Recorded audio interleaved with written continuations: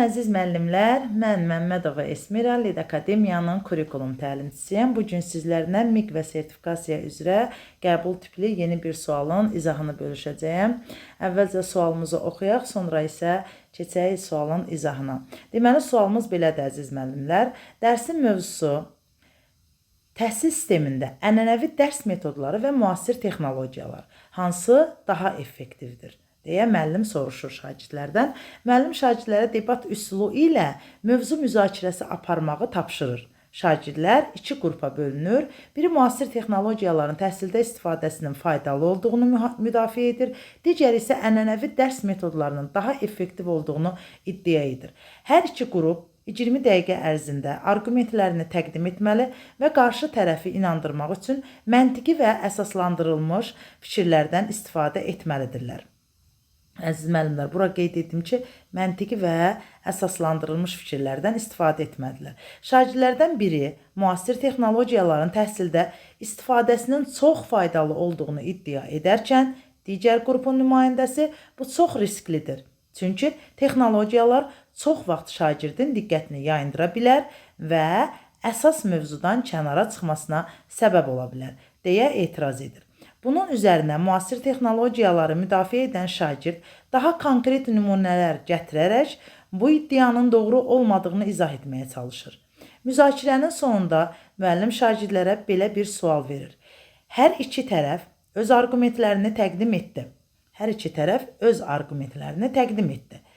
İndi təhsil sistemində hər iki yanaşmanın birləşməsi hansı şəkildə məntiqi və ən faydalı nəticə verərdi? Hansı intellekt növünə aiddir? Yəni, hal-hazırda oxuduğumuz situasiya hansı intellekt növünə aiddir? Əziz müəllimlər, burada istəyirsiniz sualı saxlayın, cavab variantını özünüz üçün müəyyənləşdirin, sonra isə sualın izahına baxa bilərsiniz. Əvvəlcə onu qeyd edim ki, Howard Gardner qeyd edirdi ki, yəni bizim nəzəriyyələrdən Howard Gardnerin çoxnövlü zəka nəzəriyyəsi haqqındadır bu situasiya. Çoxnövlü zəka nəzəriyyəsində Howard Gardner əsasən onu iddia edirdi ki, şagirdlərin, ümumiyyətlə insanların öyrənmələri 8 növə ayırır. Yəni, onların zəka növlərini 8 növə ayırırdı. Bu 8 növ hansı idi, müəllimlər? Bu, ən birincisi belə başlayırdı, verbal lingvistikdən başlayır. Verbal lingvistikə aid olan insanlar daha çox şifahi nitqə vasitəsindən öyrənirdilər, ətrafla ünsiyyət quraraq öyrənirdilər. Bunlar demək olar ki, əsasən humanitar fənlərdə olan şagirdlər daha çox verbal lingvistikə aid olurdu. Verbal lingvistik zəka növünə aid olan şagirdlər olurdular. Sonra gəlirdi fərd daxili, şəxslər arası. Baxın, fərd daxili nə idi? Bu şagirdlərin metakognitiv bacarıqları daha güclü olurdu. Onlar təklikdə öyrənməyi daha çox sevirdilər. Təklikdə öyrənməyi daha çox sevdiyinə görə özləri haqqında daha yaxşı məlumatları olurdu. Özlərini daha yaxşı monitorinq eləməyi bacarırdılar. Sonra şəxslər arası intellekt növünə malik olan şagirdlər, deməli zəka növünə malik olan şagirdlər, bu şagirdlər ətrafla ünsiyyəti daha çox qururdular, daha çox insanlardan öyrənirdilər, müzakirələrdən öyrənirdilər. Vizual məkan zəka növünə malik olan şagirdlər bəs necə idi, əziz müəllimlər? Bu insanlar öyrəndiklərin, eşitdiklərin daha doğrusu, oxuduqların beyinlərində canlandırırdılar. Yəni, sanki rəsmin çəkirlər beyinlərində. Həmin o vizual görüntüdən daha yaxşı öyrənirlər. Yəni, görməkdən daha yaxşı öyrənirlər. Musiqi ritmik intellekt növünə malik olan şagirdlər nə idi? Bunlar daha çox adından göründüyü kimi musiqini sevirdilər. Öyrənərkən bəzən şagirdlər ritmik hərəkətlər eləyirlər. Baxın, bu cür öyrənmə tərzinə malik olan şagirdlər musiqi ritmik zəka növünə aiddirlər. Naturalist öyrənmə zəka növü hansılardır?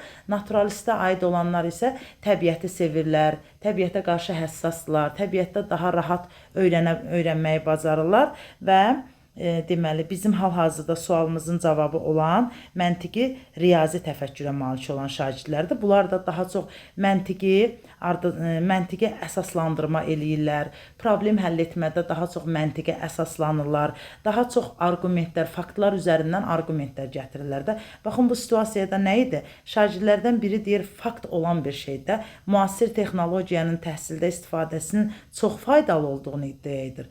Çünki faktdır da, bu müasir texnologiya faktdır.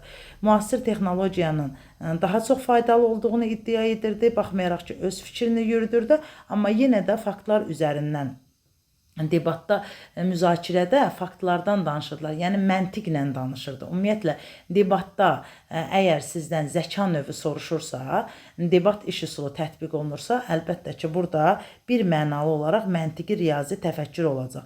Çünki şagirdlər burada öz məntiqləri ilə fikir yürüdürdülər. Öz məntiqləri ilə faktlar üzərindən öz fikirlərini yürüdürdülər. Ona görə deməli bir hamısının az da olsa izahını verdiyim Havard Garnerin çoxnövlü zəka nəzəriyyəsinə uyğun olaraq hal-hazırdakı bu situasiyada gördüyünüz debat iş üsulunda şagirdlər məntiqi riyazi təfəkkürə malik idilər. Yəni məntiqi riyazi təfəkkür zəka növünə malik idilər.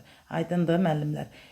Sualın cavabı, sualın izahı, yəqin ki, cavabı doğru müəyyənləşdirmişsiniz. Çünki debat iş üsulunu görən kimi müəllimlər başa düşürlər ki, burada söhbət məntiqi riyazi təfəkkürdən gedir, zəka növündən gedir daha doğrusu. Əgər sual sizin üçün maraqlı oldusa, şərh bölməsində zəhmət olmasa öz fikirlərinizi qeyd edin. Hər bir müəllimə imtahana gedən yolda uğur arzulayıram.